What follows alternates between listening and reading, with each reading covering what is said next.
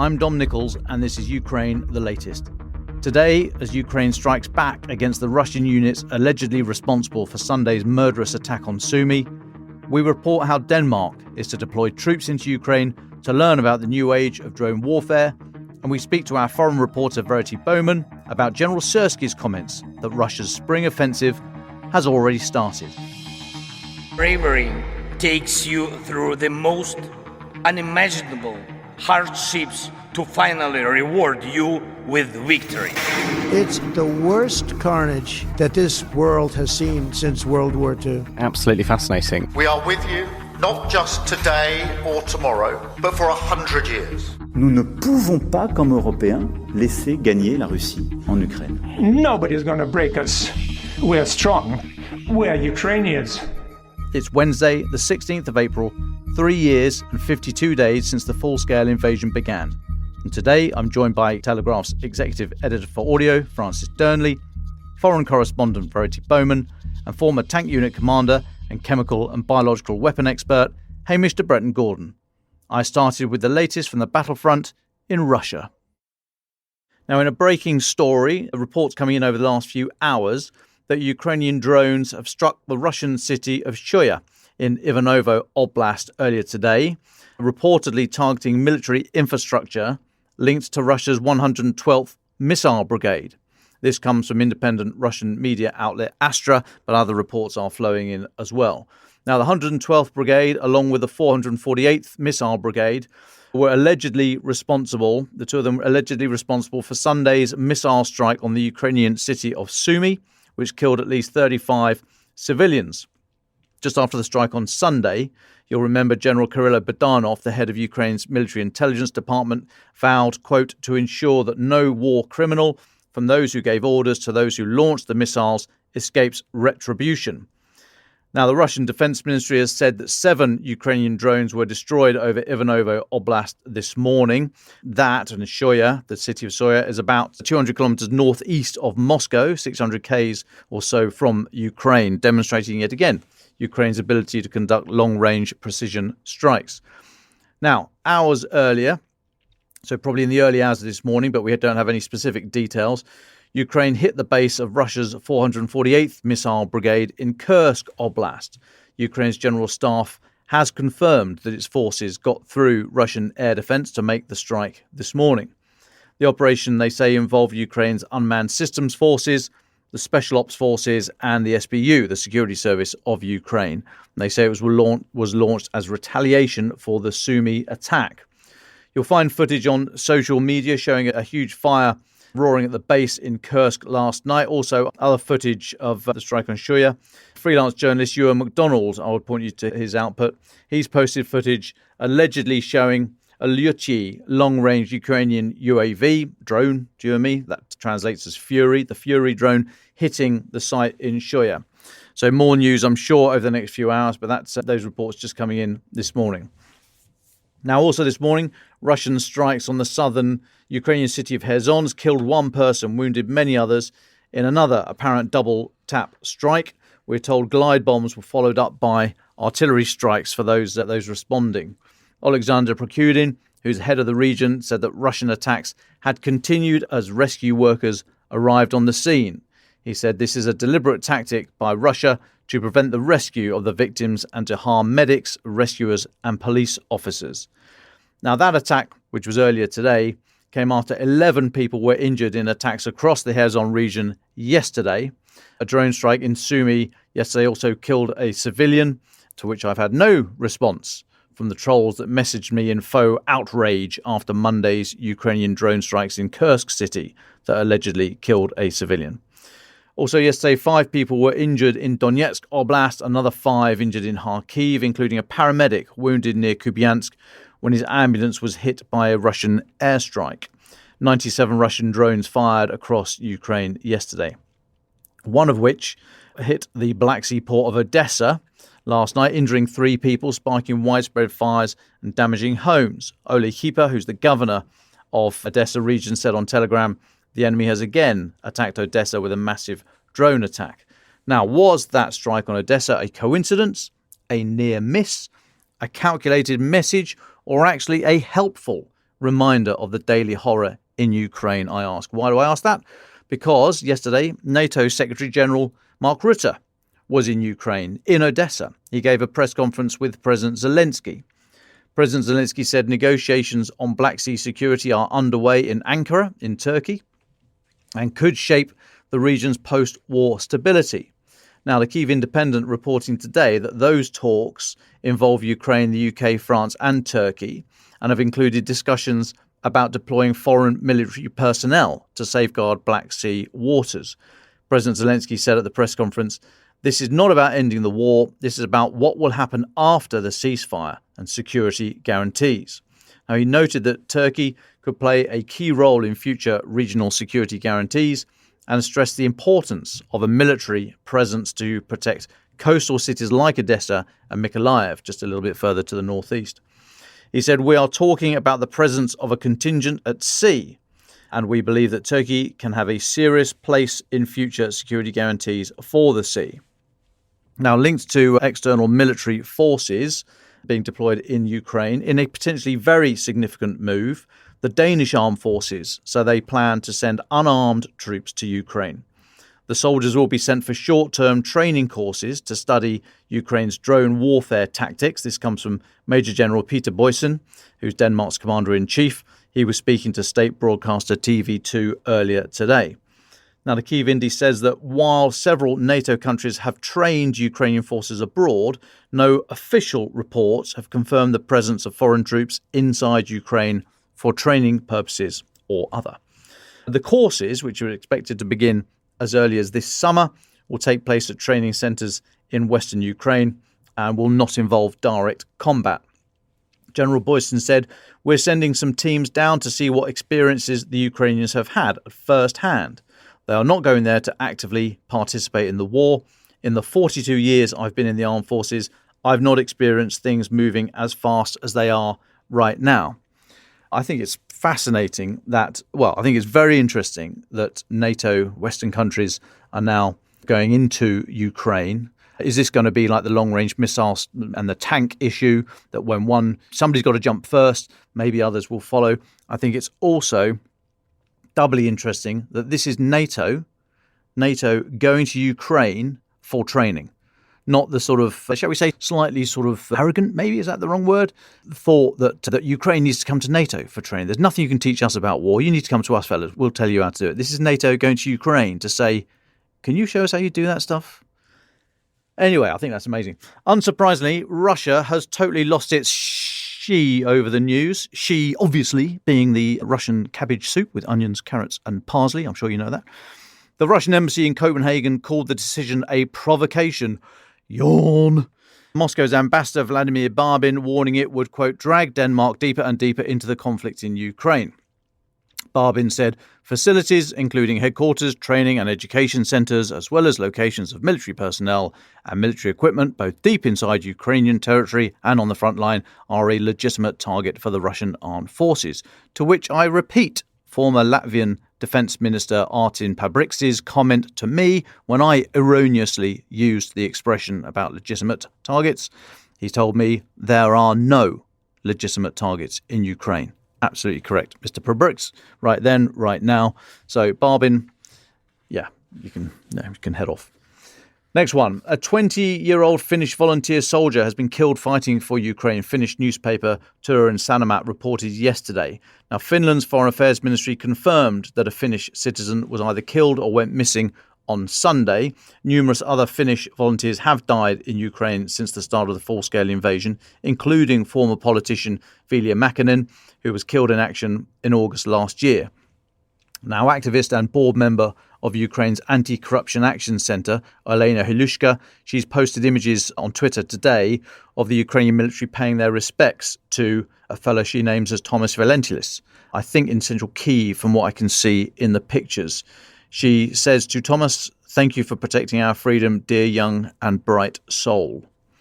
A couple more from me. A little bit wonkish, but worth noting that yesterday Ukraine's National Guard announced the formation of 2 new army corps, all part of Ukraine's continued efforts to transition the shape, if you like, of the armed forces. So just as a quick sort of a quick sidestep, the basic building blocks of an army. Let's start off with a platoon of about 30 soldiers. You then have a company, which is roughly 3 platoons. You have a battalion of about 3 or 4 companies, then a brigade of, let's say, 4 battalions, and then you go up to a division of 3 or 4 brigades, and then finally a corps of about, let's say, 3 or 4 divisions. Now, running it at a core level, or having that system, allows for better command and control, better organisation of logistics, medical chain, repair stuff for vehicles, all the rest of it, and coordination of the overall effort. The alternative, if you like, is to have a kind of headquarters in your capital city with lots of generals and admirals and all the rest of it, and then a lot of smaller forces all running around shooting stuff, thinking that they know best. So that's kind of why the Western military is based around corps, division, brigade, battalion, that kind of thing.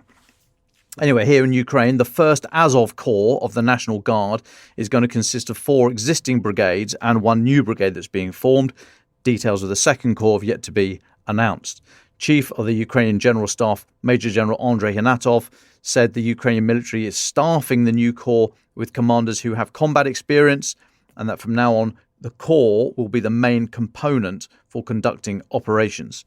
Now, the ISW, the Institute for the Study of War, US-based think tank, say Ukraine's efforts to form this sort of echelon structure higher than brigade level, linking those at the right at the sharp end with more obviously with the kind of military headquarters where decisions are taken about resources, timing, priorities, etc., will help facilitate more effective operations. And then just finally for me, interesting story in Reuters today. Have a look at Reuters online. It's titled, "India offers cheap loans for arms targeting Russia's traditional customers." Now, having seen the poor performance of a lot of the Russian equipment and noting, no doubt, Russia's potential to build military kit and weapons for export has been massively diminished by the need to, replace kit lost in Ukraine, and Russia, if you're a Tupolev bomber. India, and I'm sure others too, they've spotted an opportunity to move into the market that might have been filled with Russian exports. The Reuters story says New Delhi is going to sharply increase the number of defence attaches in its foreign ministries as part of this new program to see the government directly negotiate arms deals, etc., etc. Reuters quoting 4 unnamed Indian officials. Now, India is said to be particularly targeting governments that have long relied on Russia for arms, and this comes after India's Defence Minister Rajnath Singh wrote on X earlier this month, India is marching towards achieving the target of increasing defence exports. Okay, interesting what might be happening in the absence of sort of Russian potential or capability to export. It's worth noting the Reuters story quotes Viraj Solanki, who's a research fellow at the IISS here in London, the International Institute for Strategic Studies, the think tank. He says India faces challenges moving into this market. He says unless it starts using its indigenous equipment more frequently and demonstrating its effectiveness, it is likely to struggle to convince potential buyers. True, interesting point. However, I think noteworthy, the sharks are circling, shall we say, and it might yet be another example of unintended or unforeseen second-order effects of launching an invasion, getting bogged down, showing that your kit isn't brilliant, and then 3 years later losing your export market. Interesting stuff. Anyway, enough from me. Francis, Slovak Prime Minister Robert Fico has been thumbing his nose at Kaja Kallas. Steady, my friend, steady. He was saying this yesterday, saying he's going to visit Moscow on May the 9th and, quote, "No one can tell me where I should or should not travel." What's that all about? Well, thanks, Dom. Kaja. Anyway, yes, I reported yesterday how Miss Kallas put out that strongly worded warning to any EU states or candidate states considering attending Victory Day in Moscow on the 9th of May. I assume she knew that Slovakia's Fico and Serbia's Vučić had been invited and were intending to go. But as you say, Dom, that doesn't seem to have deterred either of them yet. As you say, nobody can order me where to go or not to go, Fico said today. So the question now arises on what the EU will do in response. It brings us back to the great paradox of the post-Second World War settlement in Europe, investing more power in large institutions, but in so doing weakening their unity and freedom of action. As Dmytro Kuleba, Ukraine's foreign minister, said recently on that day that I met him, people often cry out for Churchills, but forget that the whole post-war architecture was built to reduce the power of national leaders. But as he said, what happens if those institutions, the EU, NATO themselves, become too big and have over time become weak? As our very own Joe Barnes has written for the Telegraph today, in the candidate country Serbia's case, this might now mean they are voided as being able to join the bloc anytime soon. As he quotes the Secretary General of Estonia's Ministry of Foreign Affairs as saying, "We need to ensure that they, being Serbia, understand that certain decisions come at a cost. The consequence is them not joining the European Union." But there will be hesitancy to take such an action, just as there is to chastise Hungary too strongly, because of this fear that it will push those countries even closer to Moscow. There are no easy answers here. But staying with Europe, Marco Rubio, US Secretary of State, and Trump envoy Steve Witkoff are expected to travel to Paris later this week. Witkoff is set to meet President Macron, while Mr. Rubio will speak with his French counterpart, Jean-Noël Barrot. Now, sources have said that an official of the two sides will discuss Ukraine, Iran, and trade relations in the wake of Trump's worldwide tariff threats. We don't know which official of the two it will be yet, but I imagine it will be probably a combination of the both of them.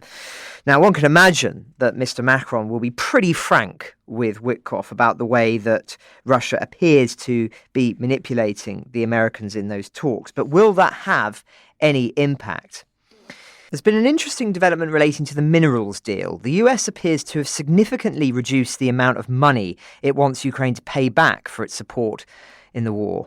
Following a round of negotiations in Washington last week, the Trump administration reduced its estimated cost of US military assistance to Kyiv to $100 billion from $300 billion.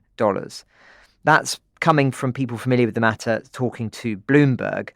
So just as a reminder, Trump is pushing Kyiv to sign a deal to share the profits on Ukraine's rare minerals as well as infrastructure in a bid to recoup the billions given in aid and weapons to Ukraine under the Biden administration. As we broadcast yesterday, President Zelensky said the negotiations on the deal were positive and more meetings were expected. Scott Bessent, the US Treasury Secretary, told Bloomberg that the fractious deal could be signed as early as this week. But we still don't know which version of the minerals deal this is. There have been at least 3, so presumably this is the 4th draft.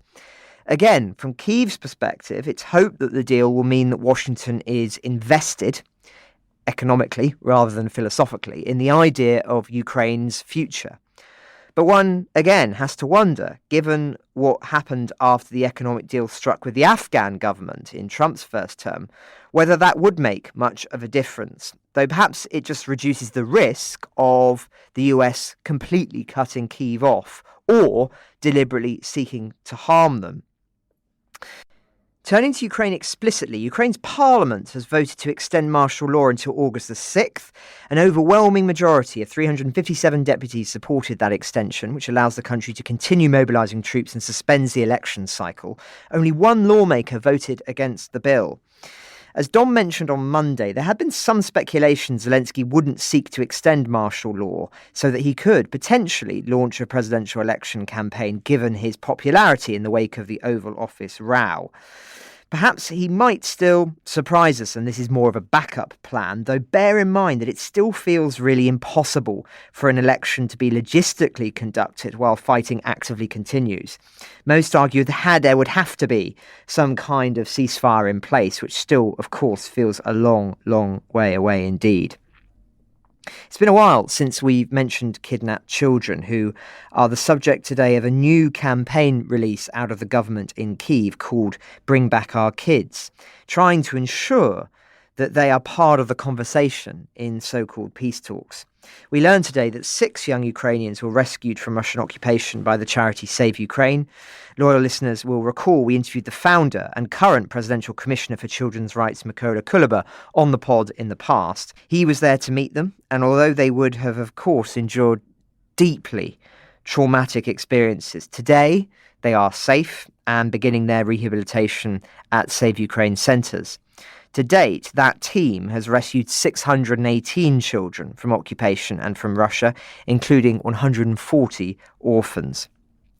But to end with the talks from Moscow's perspective, Kremlin officials continue to play for time, hoping that just by showing a pretense of diplomatic activity, it creates the impression of political momentum, when of course there really isn't very much at all. Russia's Foreign Minister Sergei Lavrov has told Kommersant that Russia and the US have not agreed on any key parameters of a potential agreement to end the war, as if an unconditional ceasefire, agreed of course now over a month ago by Ukraine, is not enough of a parameter. Lavrov reiterated that Putin's demand of Ukraine ceding all of Donetsk, Luhansk, Zaporizhia and Kherson Oblast, including those parts of those territories Russia does not currently occupy, is still on the table and as the basis of Russia's negotiating position. Only the most willfully blind officials could fail to see who is genuinely committed to negotiations and who is merely seeking to obstruct that entire process. The Trump administration's refusal to condemn Russia's deadly strike on Sumy on Sunday that killed, as you say, Dom, 35 people on the grounds that they wish to preserve diplomatic space reveals really that these negotiations effectively are being choreographed by the Kremlin, whether or not American officials involved realize it. Now, we plan to extend our coverage soon to include more regular deep dives into the Russian perspective, domestic context, so watch this space. But in the interim, we've yet another example of the continual crackdown on remaining opposition in the country. 4 Russian journalists accused of working with Alexei Navalny were sentenced to 5.5 years in prison each yesterday, just a few hours after our broadcast. Antonia Favorskaya, Konstantin Gabov, Sergei Karelin and Artyom Krieger were found guilty of involvement with a group that has been labelled as extremist. All 4 who worked with Navalny's Foundation for Fighting Corruption maintain their innocence and said they've been targeted for their work as journalists. We will, of course, continue to monitor their cases, as we do for all those in Russian captivity, simply for doing their jobs as journalists or as diplomatic hostages of the regime. But that's where we are, Dom, at 1 o'clock London time. Thanks, Francis. Now, last week we reported the claim by the commander of Ukraine's armed forces that Russia's spring offensive around Kyiv and Sumy had already begun. Verity Bowman, foreign reporter here at the Telegraph, delighted to have you back with us today. You've been talking to various folk, including analysts and others, about the Russian offensive capability over the coming months. What have you found out? Well, thank you, Dom. Yeah, there's been a lot of talk recently about Russia launching a new spring offensive. We've heard it from Zelensky, who joined G7 officials in warning that Russia is gearing up for a big push not that long ago. So the real worry here is that Putin might focus on the Sumy and Kharkiv regions, and if he manages to take them, it could give him a stronger position at the negotiating table down the line. We've already seen Moscow ramping up its attacks on Ukrainian positions, and officials have actually said that the number of Russian strikes has doubled in recent weeks. So sort of bearing all of this in mind, I really wanted to get a better sense of what's actually happening on the front line right now, what a fresh Russian assault might look like, and whether the odds really could be in Putin's favour. But actually, as I investigated this further, I found that many observers think Putin's plans are doomed and that they might even fail as his army remains plagued with problems, dysfunction and incompetence. So these observers warned that Russian forces are running low on tanks and armoured vehicles and that, even if they did make any breakthroughs, they wouldn't really be able to capitalise on them and make this into a bigger deal. On top of that, Ukraine's drone strikes are making it really hard for Russia to get enough troops into position. One of the experts I spoke to was Dmytro Zemelo. He is the executive director of the Ukrainian Security and Cooperation Centre, and he was actually really strong in his wording. Flat outright said that any offensive by Russia on the front line is impossible. He pointed out that Russia actually hasn't had any huge military wins in a little while.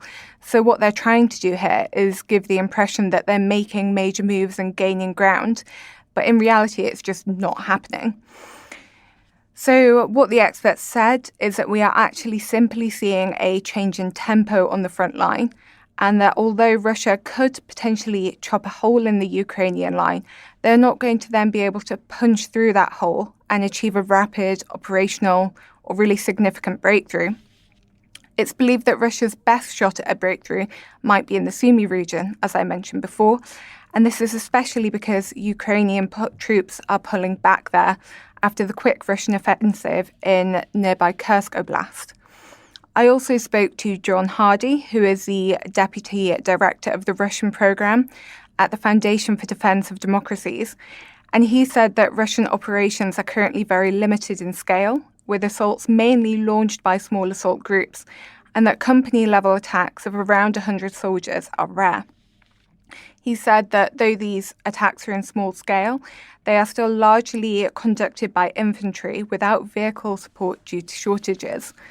And we already know Russia has lost a lot of its supplies, and they're actually estimated to have lost 3,000 tanks, around 9,000 armoured vehicles, and around 13,000 artillery systems in the past year alone. And Mr. Hardy expects that by the end of the year, Russia will be struggling to pull more, and if not, they could be completely exhausted by shortages. Again, going back to Mr. Zemilio, he mentioned that Russia's big advantage over Ukraine is its massive number of troops. We know just a few weeks ago, Putin called up another 160,000 Russians to join the military. But Mr. Hardy pointed out that these troops don't get much training. At best, it's about a month, but sometimes it's only a few days. So Russia is consciously choosing to keep the pressure on Ukraine by sending these troops into the proverbial meat grinder, without taking the time to invest in rebuilding the quality of its forces while the war continues. Right now, because of this, Ukraine is mainly focused on making sure that too many Russian soldiers don't gather in one spot, since that could give them the edge they need to break through the defensive. Kyiv has been quite smart here, and it's actually using drones in particular to make it really tough for Russia to move its troops or vehicles around the front line. Mr. Hardy said that Ukraine has really been boosting its drone units and using them and other unmanned systems to fill in the gaps where they're lacking, and that they've really adapted pretty well at the moment to how Russia is fighting. So to wrap it up, while there's still a lot of talk about a Russian spring offensive, experts think that Russia's biggest issues, like a lack of training and equipment shortages, are just going to hold them back. Ukraine, on the other hand, seems to be stepping up its game with drones and a solid defensive tactics. Even with more Russian troops, it looks really kind of unlikely that they're going to make any real headway, especially with Ukraine adapting so well to what Russia is throwing at them.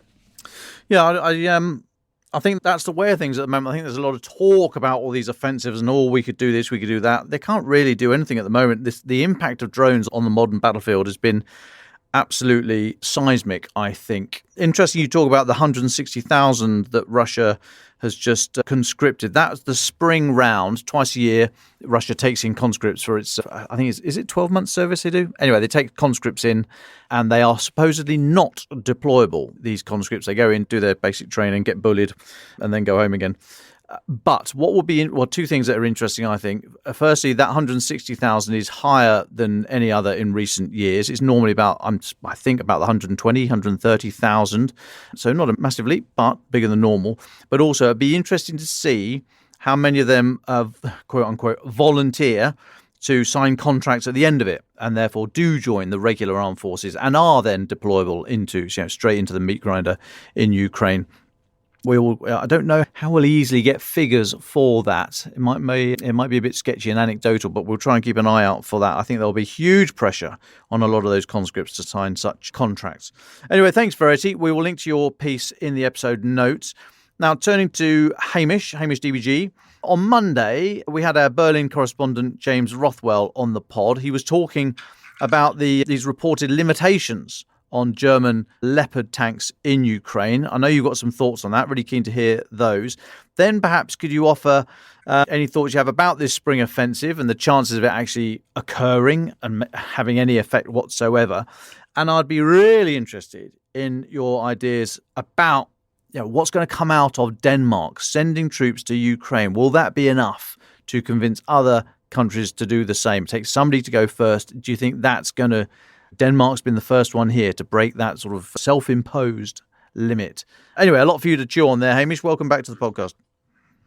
Yeah, hi Dom. Hi everybody. Thanks very much for having me on. I think that what Verity's just described there, I absolutely agree with everything she said, and sort of linked to what I want to cover on the Leopard 2 tank issue. And when we analyse military capability, I think people have heard Dom and I talking about it before, using an acronym called TEPID OIL, which stands for training, equipment, personnel, information, doctrine, organisation, infrastructure and logistics. I won't get into all the details, but to have an effective military capability, you need to consider all those issues. Verity's just talked about training, and training is absolutely key. I quite agree with your assessment, Verity, that the Russian forces are unable to conduct combined arms manoeuvre because they can't train. When Dom and I trained as tank commanders, it took us about a year to become proficient. And it wasn't because we were that bad. That's just how long it takes. So with the Russians giving their tank crews a couple of weeks, you can see why they can't actually do very much. But I think that sort of segues into the Leopard 2 piece, which James wrote about. I also wrote about in the paper. And I'm writing a much more detailed piece for British Forces news site, which is a good friend of the pod, and I know a lot of them listening to. So if you want to know the geeky detail, but I do know that the tank issue is something that fascinates people. And I just want to unpick it a little bit, because I think it's a very good sort of barometer for what else is happening on the battlefield. And also with the UK Strategic Defence Review about to hit the floor, as it were, although I understand it's sitting in the Prime Minister's in tray at the moment, maybe he is pondering it as perhaps we are as well, because so much has changed recently, and we are not that the next battle is going to be exactly like Ukraine, but perhaps some of the things we've done to shape our forces in this country are not fully aware of what's happening with Ukraine. And I think that is important. The other reason why I think the Leopard 2 story is so important is Britain is producing I was going to say a new tank. It's producing the imaginatively named Challenger 3, which is, I know that the MOD don't call it an upgrade in Challenger 2, but ostensibly it is. Now, when Leopard 2 and Challenger 2, if you like, were thought about and designed under those tepid oil principles, we were in a different environment. First of all, there was not a drone threat. There was a bit of an air threat, but not a drone threat as there is today. And also the warfare was slightly different. So that is what Leopard 2, it was designed for manoeuvre warfare to operate at what we call formation level. So Verity has been describing attacks which ostensibly are platoon or company level, anywhere between 30 and 100 people. Formation level is at the brigade level and above. So you're talking thousands of people attacking. And I personally believe if the Russians want to make any real impact in the Ukraine theatre, they could only do it at formation level, brigade and divisional level above. But I personally believe there's no chance they're going to do that. So that's what Leopard 2 and Challenge 2 were designed for. So the analysis coming out of this leaked report out of the German Defence Ministry really highlights three issues. First of all, the maintenance issue. So, these are £5 million tanks that are highly capable, highly sophisticated. It is, and my piece in the paper yesterday was saying, this is the German tank story. In the Second World War, I'm sure everybody even has a cursory understanding or interest in the Second World War will know about the German Tiger tanks. Very capable, very well armoured, good engine, good manoeuvre, big powerful gun, could take out anything. In fact, there was a general on the Anzio landings back in 1944. There was a German general saying, and I think he was talking to Patton, saying, how my Tigers and Panthers are taking out 10 of your Shermans. That must be a huge concern.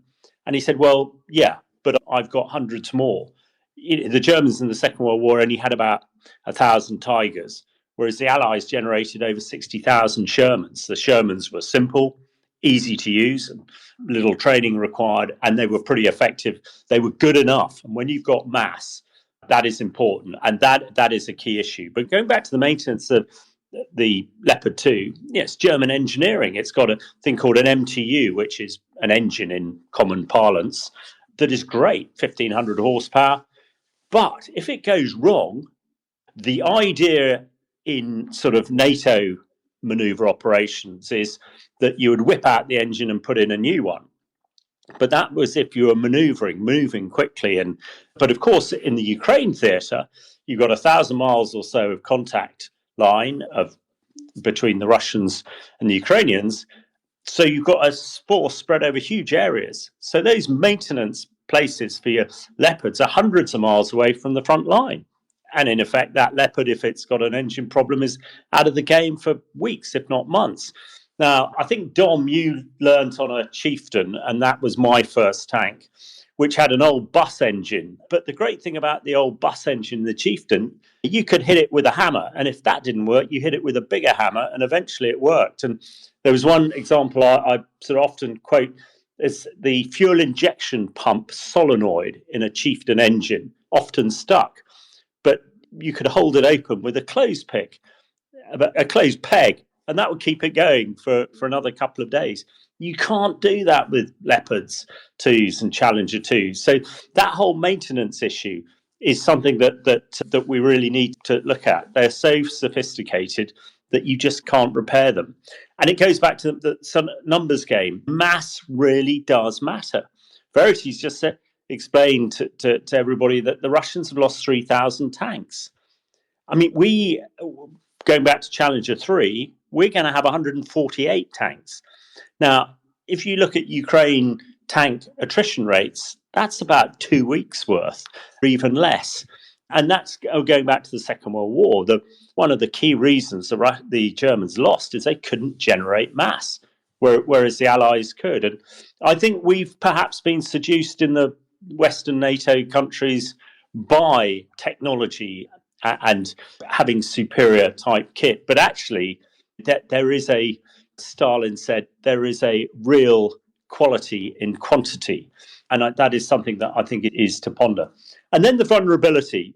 We've talked to Paul about the holy trinity of tank design: firepower, protection, and mobility.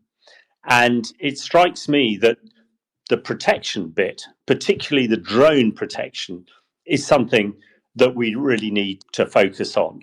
Now, back in the first great tank battle, Cambrai, 1917, tankies were really worried about Germans throwing sticky bombs, sort of hand grenades on top of tanks where the armour is weakest.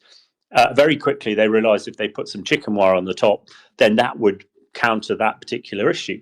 Now, it's slightly more complex now, but you will see lots of Ukrainian tanks, even Russian tanks, with sort of bar armour cages on top of them to try and nullify the drone threat. But with the drones in ubiquity, there are thousands, tens of thousands, hundreds of thousands. That is the issue that we need to look at. Now, I think it's in the public domain that Porton Down, the British military defence establishment laboratory, are working very hard on lasers, fire lasers that can be fitted to tanks and armoured vehicles to knock out multiple drones, which seems to be the sort of way ahead on this particular issue. So although the leak report about the Leopard 2 seems desperate, how these few vehicles, and just, I think I said at the beginning, 18 Leopard 2s on a battlefield where there are thousands of tanks, is sort of an answer in itself. If we really wanted to help, we'd give them a lot more.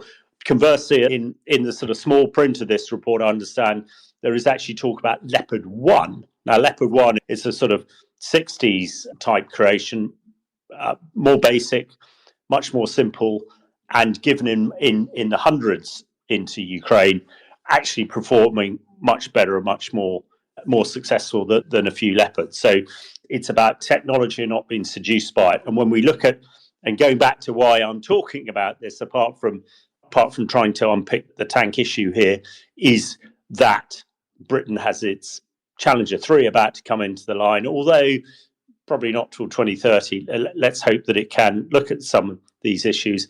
And that holy trinity of firepower, protection, and mobility is changing. And the MOD, and I know that resources are obviously a thing here. It just strikes me that 148 highly sophisticated vehicles that are so susceptible, we need to look at how we configure them and develop them.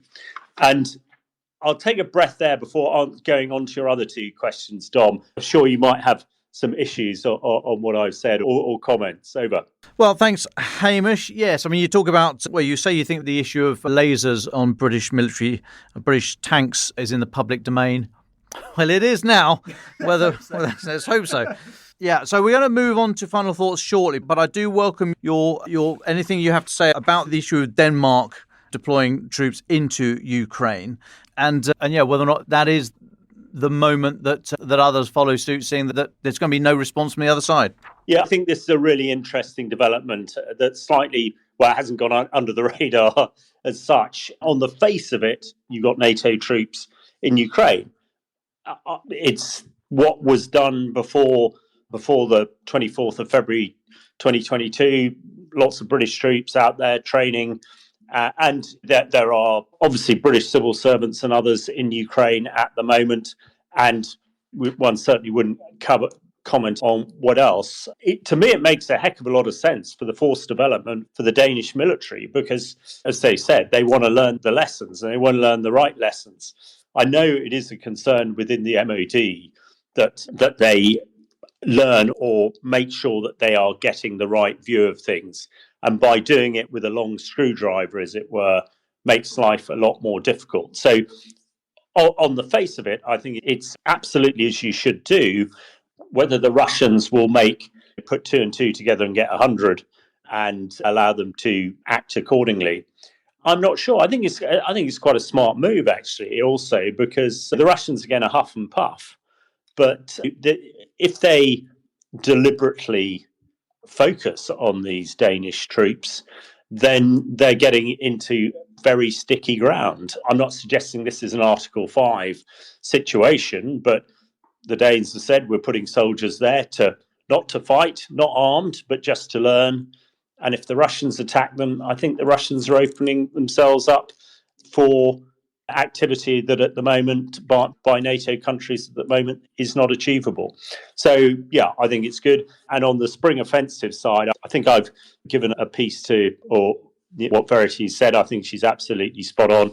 I think the Russians are fixed in military terms. They don't have the capacity to generate concentration of force and then to reinforce that any successes that they have because of their lack of training and logistics. And let's hope that the great negotiators that Trump's put in on the table understand these things and actually with a fair wind and leaning a bit harder behind Ukraine, actually they are the ones that are on the front foot, and that's how the negotiations should go forward rather than perhaps the other way around, which is the impression one can get from the likes of Witkoff and others who seem to be leading the negotiations at the moment.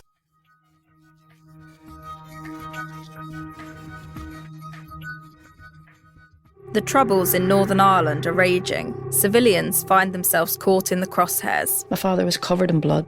Behind the violence, there's a sinister secret. He is probably the most high-profile British agent that we know of to date. A covert unit of the British Army is connected to a string of murders. If you could recruit a terrorist, that's the cream on the cake. And the fight for justice continues. There wasn't just one agent. Most of them were agents. The latest podcast from The Telegraph. I'm Cara McGugan, and this is Bed of Lies. Search Bed of Lies wherever you're listening to this.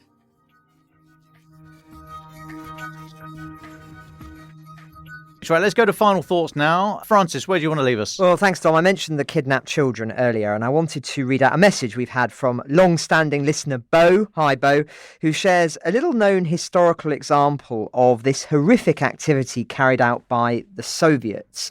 Activity, of course, for which there was never really a reckoning in the decades that followed. As she writes, "Were it not for the combination of good fortune and resilience, my mother and her sisters would have been kidnapped children. My mother was only 7 years old, and her sisters just 5 and 10 when the Soviets invaded Poland. In February of 1941, the Soviets came to the family farm in the middle of the night and gave my grandparents 30 minutes at gunpoint to gather the children and be sent east. They made the 6-week journey to Siberia on cattle cars with openings on the sides for the cattle to breathe, with as many as 90 people to a car. Countless Poles, old and young, died on that journey. The train stopped once a day so the soldiers could throw the bodies of the dead into the snow beside the tracks. Once in the labour camps, each person was given a ration of only 1 piece of bread per day. Many died of starvation. The girls suffered from severe hunger pains. Their mother, my grandmother, often begged for broth or extra bread from the Soviet women, who would give pieces of bread from their pockets if no soldiers were in sight. The camp was situated so deep in the Ural Mountains that anyone who left was likely to die within days from cold, starvation, or attacks by wild animals. One morning, my grandmother snuck into a field to take small pieces of carrots and potatoes for her family. A Russian soldier and his guard dog discovered her. He let her go, warning her never to return. But just before dawn the next morning, she did return. It was a matter of survival. The soldier spotted her and gave chase. As dawn began to break, a mist descended, so thick that it hid my grandmother as she ran. She eluded the soldier and his dog and became so lost herself that it took a full day to find her way back through the woods to camp. I often think about how, but for my grandmother's tremendous courage and not a small amount of luck, she might have died, leaving 3 girls to the mercy of a Soviet army that, much like today's, was renowned for its cruelty. Their passports had been confiscated. Without my grandmother's resilience, my mother and her sisters would surely have been among the Polish children abducted by the Soviets and repatriated as Russian citizens or left to a worse fate. I have so much gratitude to Nathaniel Raymond at Yale for his work detailing those genocidal crimes, and to you for making the world so much more aware of them. Well, thank you very much for sharing that, Bo. We mustn't look away, because one day, I'm convinced and have said before, the kidnapped children and the lack of awareness of them will be the story. But as ever, we read every message we receive and we're very grateful for them. Thank you. Yeah, thanks, Bo. I really do appreciate that and every message you send us. Ukraine the Latest is an original podcast from The Telegraph, created by David Nicholls. To support our work and stay on top of all our Ukraine news, analysis and dispatches from the ground, please subscribe to The Telegraph. You can get your first 3 months for just £1 at www.telegraph.co.uk/Ukraine the Latest. Or sign up to Dispatches, our foreign affairs newsletter, bringing stories from our award-winning foreign correspondents straight to your inbox. You can listen to this conversation live at 1 p.m. London time each weekday on Twitter Spaces. Follow The Telegraph so you don't miss it. To our listeners on YouTube, please note that due to issues beyond our control, there is sometimes a delay between broadcast and upload, so if you want to hear Ukraine the Latest as soon as it's released, do refer to podcast apps. If you appreciated this podcast, please consider following Ukraine the Latest on your preferred podcast app and leave us a review, as it really helps others find the show. Please also share it with those who may not be aware we exist. You can also get in touch directly to ask questions or give comments by emailing ukrainepod@telegraph.co.uk. We do continue to read every message. You can also contact us directly on Twitter. You can find our handles in the description for this episode. As ever, we are especially interested to hear where you are listening from around the world. Ukraine the Latest was today produced by Alexis Adimora. Executive producers are Louisa Wells and David Nicholls.